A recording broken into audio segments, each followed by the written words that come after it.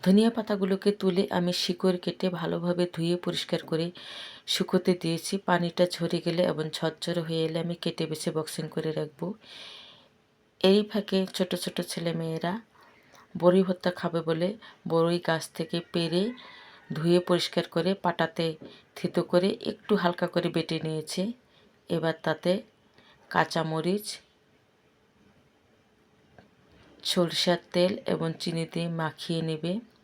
তেল খুব একটা ছিল না, কারণ কালকে মুড়ি মাখা খেতে গিয়ে তেল শেষ হয়ে গেছে। তবুও 2-3টা বোতল ছেঁকে যেটুকু হয়েছে তাতে হয়ে যাবে।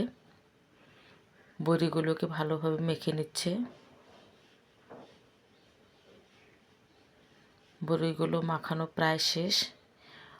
বড়ি ভর্তা এরা লাউ পাতা দিয়ে খাবে, কারণ বড়ি ভর্তা লাউ পাতাতে খেতে অনেক ভালোও লাগে এবং মজাও পাওয়া যায়, কারণ এটি একটি প্রাকৃতিক খাদ্যের সমতুল্যই। সত্যি অসাধারণ লাগছে লাউ পাতাগুলো। লাউ পাতার ভিতর এবার বড়ি ভর্তাগুলো রেখে মেয়েরা খাবে। লাউ পাতায় বড়ি ভর্তা নেওয়া হয়ে গেল। সবাইকে এক এক করে লাউ পাতার ভিতর বড়ি ভর্তা দিচ্ছে। কেউ বলছে অল্প করে দিতে, যাতে শেষ না হয়ে যায়।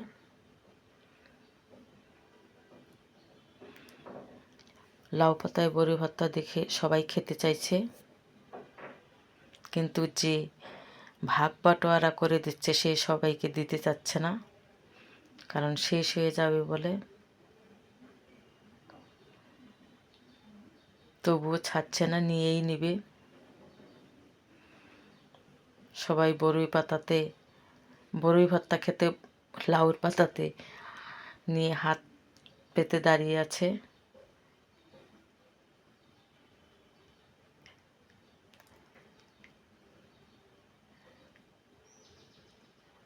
বড়ি ভর্তাটা নাকি অসাধারণ হয়েছে, খুবই চমৎকার, খুব টেস্ট লাগছে। তাদের মুখের হাসি দেখেই বোঝা যাচ্ছে সত্যি খুব মজাদার হয়েছে। ও বাবা, সত্যি একদম নিষ্পাপ হাসি। একজন আবার পিরিচ নিয়ে এসেছে বড়ি ভর্তা নেওয়ার জন্য। সত্যি এটি দেখে ছোটবেলায় ফিরে যেতে চায় মন। আমরাও ছোটবেলায় এরকমভাবেই খেয়েছি বড়ি ভর্তা। ধন্যবাদ সকলকে।